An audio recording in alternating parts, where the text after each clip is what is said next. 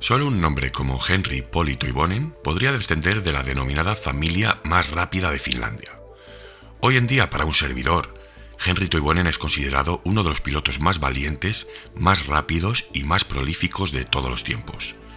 Un estilo de pilotaje notoriamente agresivo fue sin duda el detonante de su oscuro currículum. Toivonen abandonaría casi en la mitad de las carreras en las que participó, pero en su lado antagonista fue el piloto más joven en ganar un rally del Campeonato Mundial y este récord permaneció imbatido durante 28 años nada menos.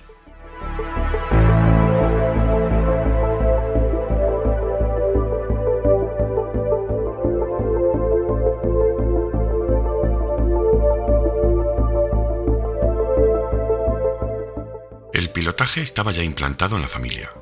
Polly Toivonen, el padre de Henri, se había proclamado ya campeón de Europa de rallies pilotando un Porsche en 1968, pero su actividad en esta disciplina venía dada ya desde principios de los años 50. En el 62 se había proclamado previamente campeón de rallies de Finlandia, pero es que además había estado pilotando en Le Mans los Alpine A210 de Renault en 1966 y, dato muy interesante, estuvo en la lista para pilotar el Porsche 907 LH del piloto español Alex Soler Roig en Le Mans 1968. Ese mismo año pasó a conducir un Porsche 917K en el Campeonato Mundial de Coches Deportivos y también en la Targa Fiorio de 1969. El legado de Henri, por otro lado, podría decirse que está inspirado exclusivamente en el oscuro Grupo B de rally. Nacido en Jyväskylä, Henri Toivonen sería acogido desde niño en el seno de los rallies que ya se celebraba en su ciudad natal del centro-sur de Finlandia desde principios de los años 50. Ver a su padre completar las victorias del Rally Monte Carlo o del arduo Mil Lagos sería el detonante para que un joven niño finlandés comenzase a vislumbrar nítidamente sus ambiciones de futuro. Estaba escrito que Toivonen aprendería a pilotar desde muy temprano, y siendo apenas un niño, este ya tenía las nociones básicas de manejo de un coche.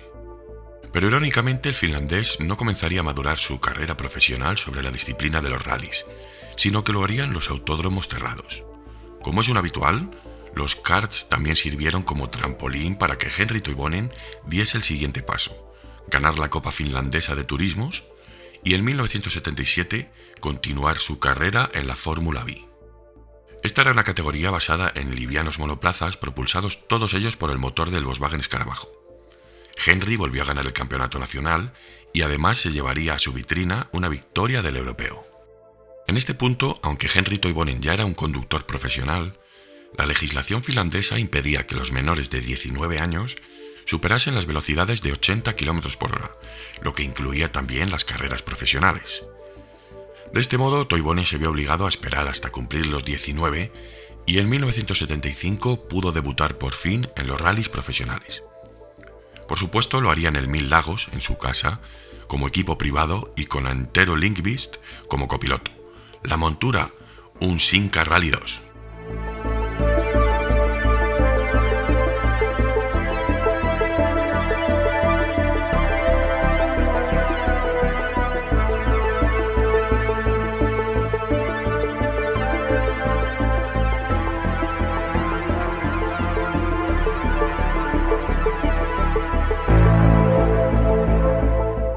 Aquellos inicios no habían sido muy relevantes, pero en la compleja disciplina de los rallies casi nunca lo son. No sería hasta que subió a la cabina de un flamante Chrysler Avenger, un modelo que estructuralmente dista mucho de estar erigido para la competencia de los rallies, pero que le permitió a Toivonen dar un paso evolutivo de gigante, alcanzando el quinto puesto del Mil Lagos 1977 y un segundo puesto en el Rally Pohjola, que suponía su gran estreno en los podios de esta disciplina. La evolución de Henri era imparable. Aclimatándose de forma fugaz a los nuevos vehículos y a todos los terrenos, comenzó a despuntar hasta que en 1978 le fue ofrecido un chasis Porsche 911 SC privado para volver a trazar el Mil Lagos, así como un Chrysler Sunbeam para su participación en el RAC de Inglaterra. Sus diferentes incursiones con un gigantesco Citroën CX 2400 GTI habían comenzado a llamar mucho la atención. ¿Quién coño era capaz de pilotar notablemente un coche de tal envergadura y con unas especificaciones tan antagonistas para los rallies? Simplemente Henri. Esa misma campaña, la del 78, Toivonen ya lograba sus primeras victorias en el mundo de los rallies, subiendo al podio del Nordic Rally y posteriormente al Rally Tot. Un año después, en 1979, Toivonen seguía escalando puestos participando en numerosas pruebas de diferentes rallies distribuidos por toda Europa. Se había centrado principalmente en el territorio británico y su polivalencia y capacidad de aclimatación le permitieron dominar rápidamente los diferentes coches que se le ofrecían, así como sus características y comportamientos. Aquella temporada estaría nada menos que a los mandos de un Fiat 131 Abarth del Grupo 4 y de un Ford RS 1800, un Escort. Durante el Mil Lagos, un escenario que Henry ya comenzaba a conocer de memoria, y en el cual por cierto también participaba su padre Poli aquel mismo año, sorprendentemente lograría seguir de cerca los tiempos del mismísimo Markku Alén y de Ari Vatanen. Al final, aunque se vio obligado a retirarse tras sufrir un accidente, su actuación le catapultó directamente hacia un contrato con el equipo oficial Talbot Sport.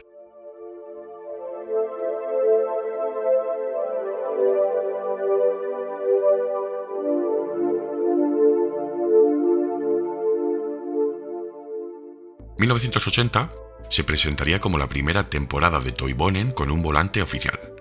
El Talbot Sunbeam Lotus, construido bajo el reglamento Grupo 4, era un coche excepcional y precioso. A mí particularmente me encantaba este coche. Sin embargo, Toivonen no solo seguía conservando su estilo de pilotaje agresivo, sino que a medida que lo aplicaba a coches de mayores prestaciones, iba increciendo.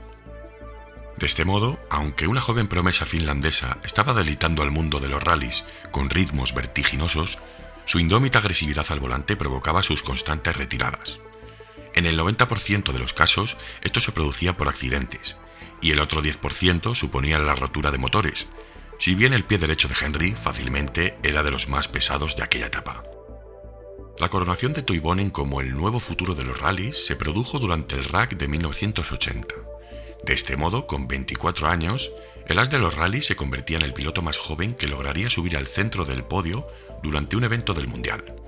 A decir verdad, esto fue algo totalmente inesperado.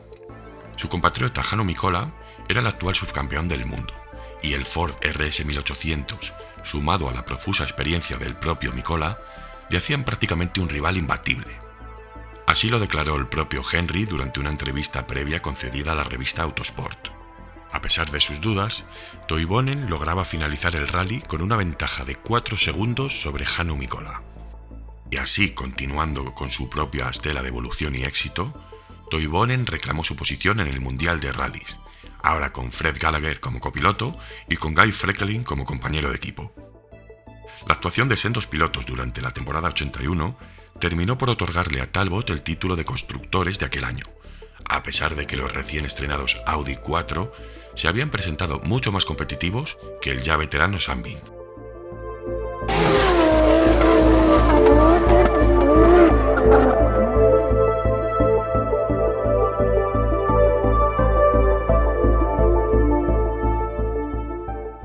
En 1982 probablemente fue, en mi opinión, uno de los puntos de inflexión más sólidos y con más madurez para Henry. Ahora estamos en la transición del Grupo 4 al Grupo B, y los coches presentados ya habían comenzado sus mutaciones, literalmente. David Richards, un hombre ligado a Vatanen, a ProDrive, al equipo Rothmans y a los rallies en general, decide acoger en su seno la última joven promesa finlandesa. Pero no solo sería esta confianza de Richards la que haría crecer a Toivonen.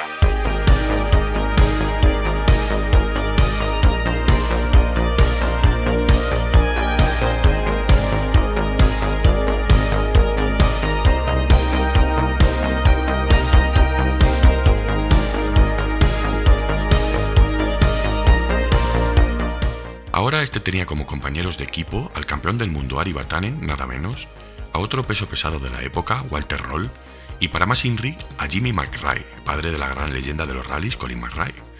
Con todo este séquito de sabiduría y experiencia dentro de la disciplina, sumado al nuevo Opel Ascona B400, la proyección de Henry como piloto no podía más que dispararse. Los resultados se hicieron notar sin duda, logrando 2 podios en el RAC y en el Acrópolis, sumado al subcampeonato británico. Ahora Toivonen ya era un nombre conocido en el panorama del motorsport y sus incursiones fuera de los rallies aún despertaban cierto interés en el finlandés. Es por eso que en 1982 nos dejó 2 escenas para el recuerdo. La primera, cuando realizó algunas pruebas con el equipo Rothmans de Fórmula 1 en el circuito de Silverstone.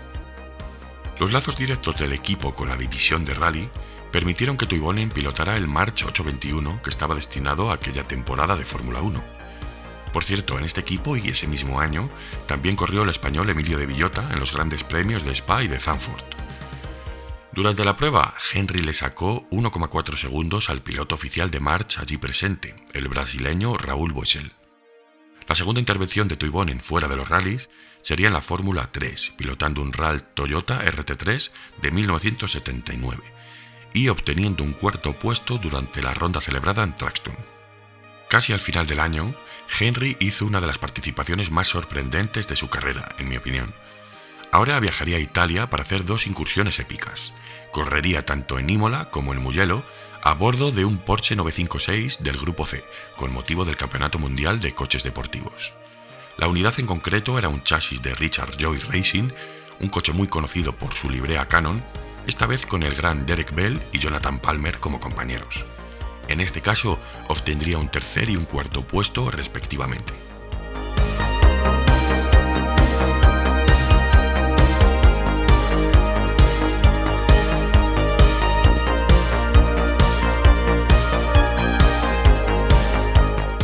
Volvemos a los rallies.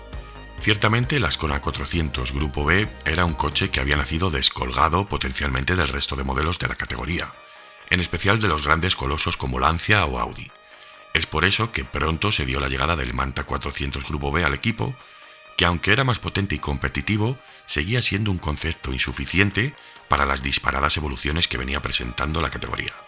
Tras unos pocos resultados con Opel, como la victoria del Mans Rally de 1983, y algunas negociaciones sin rumbo con Peugeot Talbot Sport, Toivonen terminaría por mudarse al campeonato europeo para correr con un Porsche 911 SC-RS del equipo Rothmans. Ahora David Richards, que ya había trabajado con Henry, acababa de forjar el equipo ProDrive y dirigiría estos Porsche que realmente resultaron ser un éxito en el europeo. La polémica llegó cuando Henry también estaba disputando algunos eventos paralelos con el equipo Martini Racing de Lancia. Toivonen ya acumulaba entonces algunas victorias y era el candidato primario para el título europeo. Sin embargo, Cesare Fiorio, que estaba a la cabeza de Lancia, al parecer quiso echar un cable a su compatriota Carlo Capone, quien también estaba peleando por el título. ¿Cuál fue la estrategia de Fiorio?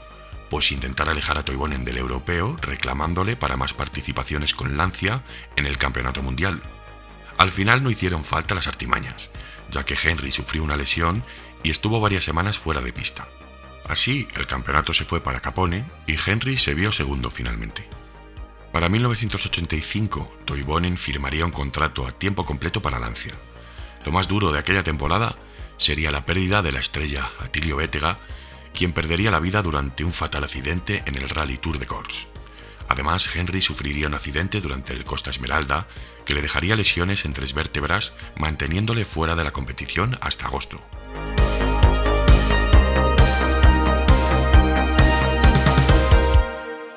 Finalmente, la amarga temporada 85 dejaría lugar a una nueva campaña 86.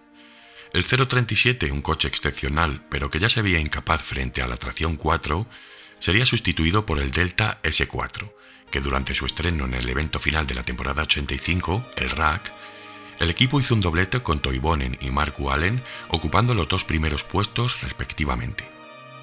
El estreno de la campaña 86 mantuvo la estela de éxito con la victoria de Henry en el Monte Carlo. Ahora el nuevo Delta S4 y la estrella finlandesa eran sin duda los favoritos para el título mundial. Lancia Delta S4, cuyas últimas operaciones de prueba se habían realizado en el circuito de la Mandria, parecía estar hecho a medida para la conducción de Henry. Suecia vería el retiro del Lancia por un fallo mecánico y Portugal... Bueno, todos sabemos lo que sucedió en Portugal, si no hablaremos de ello en un vídeo personalizado. En este punto comenzó a circular una leyenda durante muchos años. Cuando el equipo viajó a Portugal, Henry realizaría al parecer algunos tests con el Lancia S4 en el circuito de Estoril. Tras revisar los cronos, se decía que Toivonen apenas estuvo unos segundos por debajo de los tiempos clasificatorios de los monoplazas de aquel año. Al parecer se había utilizado una versión S4 con una carga de trabajo de hasta 800 caballos. Esto fue desmentido durante muchos años y tachado de leyenda, pero años más tarde Nini Russo, quien sería gerente del equipo oficial Martini Racing en aquellos años, dejó entrever que esto no era tan leyenda. También aseguró que solo las manos y el talento de Toivonen habrían podido hacer posible aquello.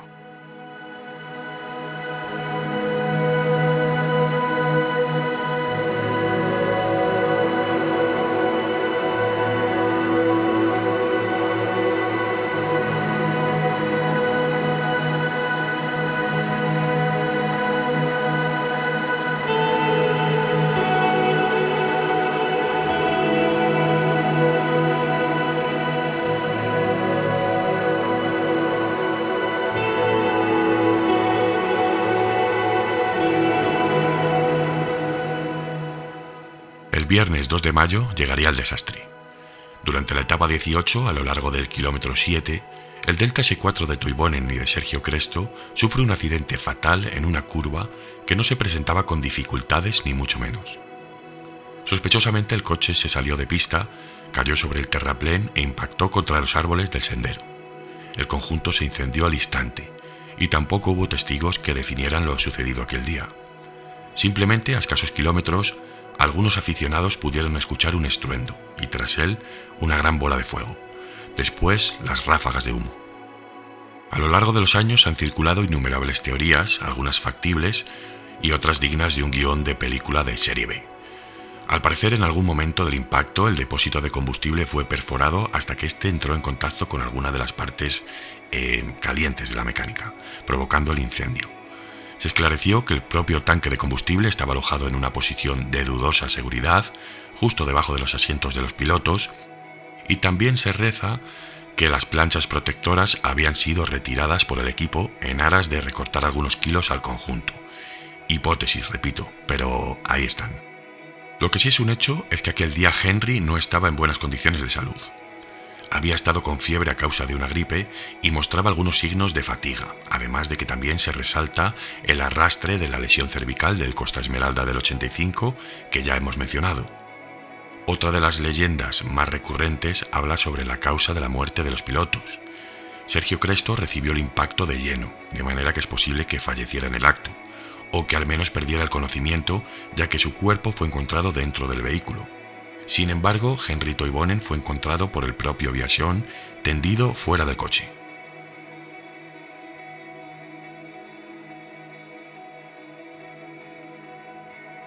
La autopsia de Toivonen certificó que su muerte no se había dado por daños graves de impacto, sino por asfixia.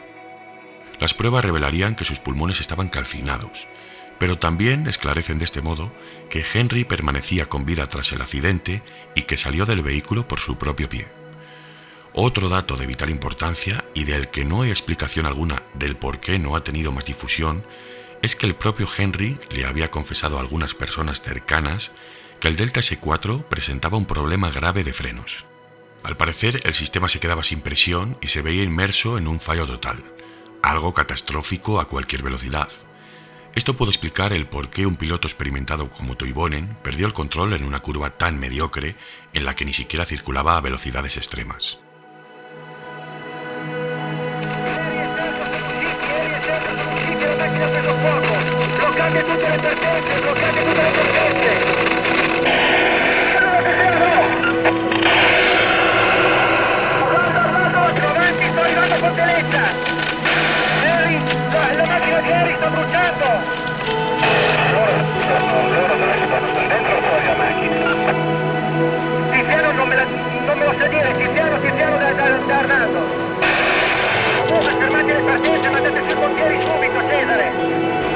Tutte le squadre Martini a rientrare da ghiaccio.